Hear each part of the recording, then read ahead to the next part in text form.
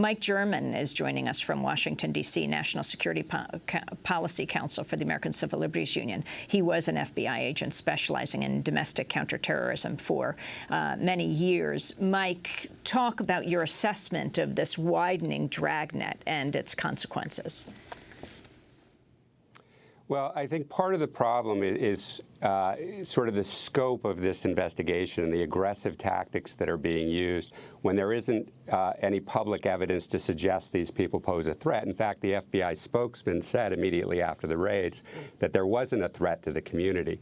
So it sort of leads to a question of why there is this nationwide, early morning raids as if these are mafia groups when it's clear from the materials that are being seized, the materials that are being requested in the search warrant returns that are public, that a lot of this is associational information that's being requested, address books, computer records, literature and advocacy materials, First Amendment materials. So this creates a huge chill beyond these activists or their associates to the entire advocacy community where, again, these people, as already stated, have long-standing advocacy histories, are organizers, know a lot of people in the community. So it creates a chill throughout, and it damages our democracy because people start to be afraid of participating in the political process.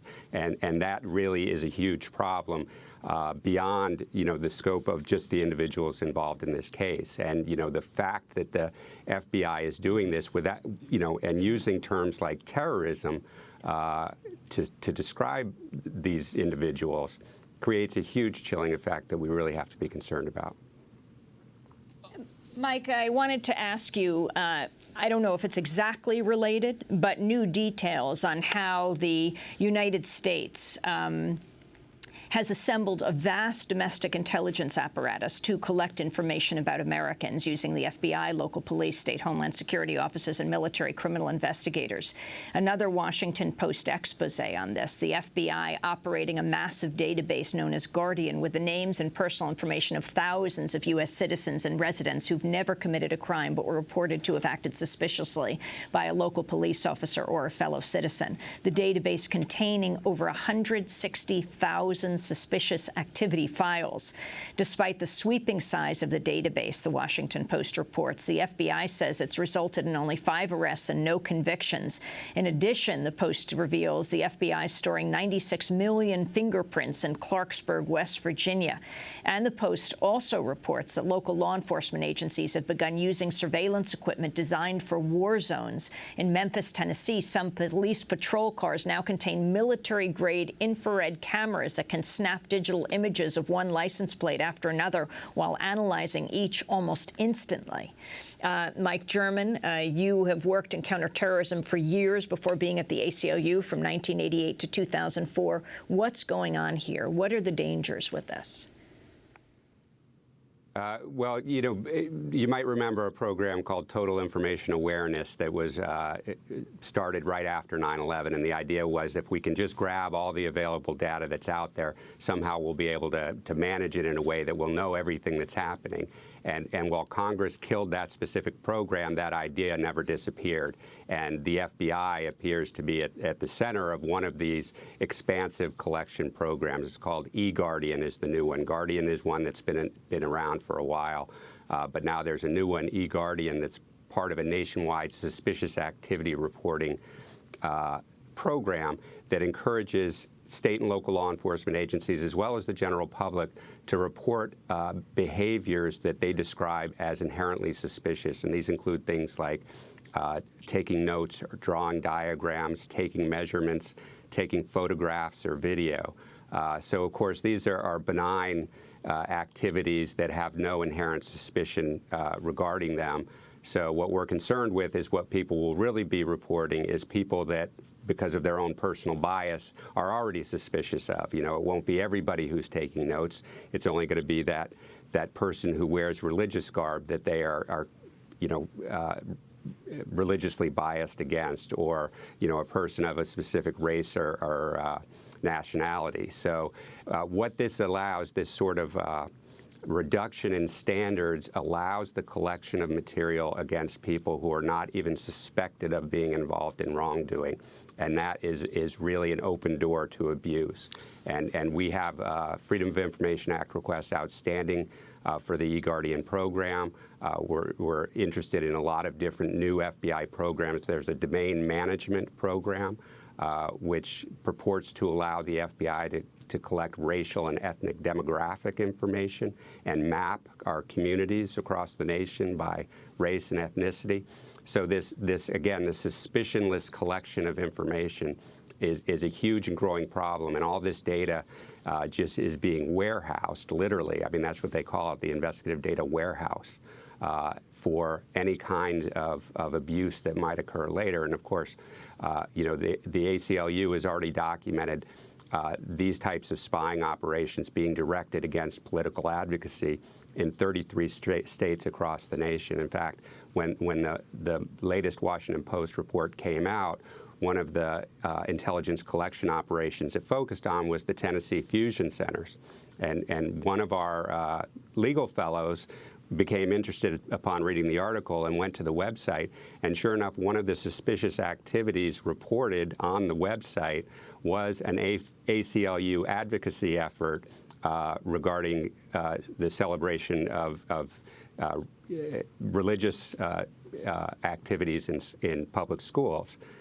So clearly they're collecting information about political advocacy, and this is part of the larger problem across the country. Well, Mike, I'd like to ask you, this is not the first time in U.S. history that we've had these problems. I think back, you mentioned total information awareness, but going back even further, several decades ago, the Church Commission uncovered all kinds of spying by the U.S. government on legal dissident groups in the United States. And of course, back in the 1920s, during the Palmer raids, there was all kinds of government attempts to round up people who were involved in what is normally legal but opposition politics of one kind or another. How come there is so little outcry in the general population of these enormous attempts by the government to take away civil liberties and to spy on the citizens? You know, you're exactly right. There is, you know, a long history of abuse of secret domestic intelligence powers. And that's why after the Church Committee uncovered those abuses in the 1970s, there were guidelines put in place, the Attorney General guidelines, that required a reasonable suspicion of wrongdoing before the FBI could start aggressive investigations. And those were the standards that I operated on doing domestic terrorism investigations. And I found they were very helpful, that what it did is it helped me focus on people who were actually doing bad things rather than people who were saying things that I didn't like or didn't agree with. And that helped me use my resources in an efficient way to target the people who were doing bad things. And unfortunately, after 9/11, those standards have been diluted significantly to where now the FBI literally requires no factual predicate to start an investigation. And as far as the public outrage, a huge part of the problem is, again, these activities are taking place in secret. So it's hard to know how they're impacting any particular group or individual. And that's why we set up a website, the Spy Files website, aclu.org/spyfiles, where we're collecting a lot of this material. And, you know, it's not just the FBI that's spying now. It's Department of Homeland Security. It's the Department of Defense. It's state and local law enforcement agencies that are involved in these activities. So, you know, this Washington Post story, I think, will be a big help to let people know that, you know, your innocence doesn't protect you anymore, that you know, they can literally start collecting information on anyone. And you know, we had a recent case in Maryland where the Maryland State Police were spying on political activists. And, you know, one of the activists said something very interesting to me. She said, you know, I was a Vietnam War protester. So when I became a war protester, again, with the recent conflicts, I kind of assumed that the government would be spying on me. But when I finally got those records back, what scared me more than anything was that much of the information was wrong. They had me at demonstrations I wasn't at. They had me associated with groups I wasn't associated with. And that scared me more because now my doing everything right and not being involved in violence wasn't going to protect me from their errors, and I could be associated with things that I wasn't actually doing. And that's really a big part of the problem.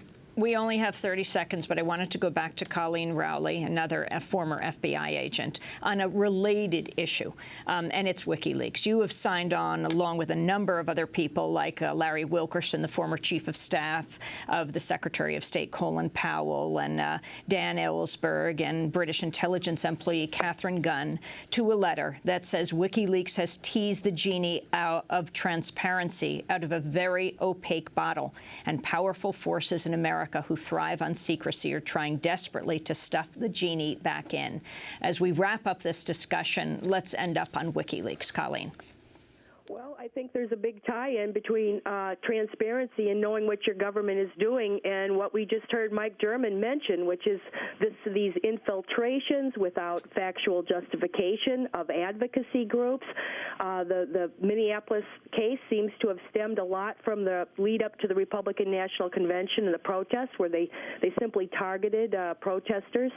And I think that if we had more transparency and we had ways of people telling the truth about what's going on, we would not actually see I'm very afraid we're doomed to repeat that terrible history of the COINTELPRO era and the House On-American Activities.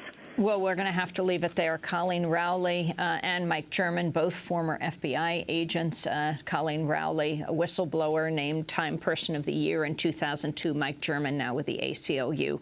Thanks so much for being with us. When we come back, we'll be in San Francisco with Roberto Lovato talking about one of the bills that didn't get passed by the lame duck Senate, and it's the issue of immigration and the DREAM Act. Stay with us.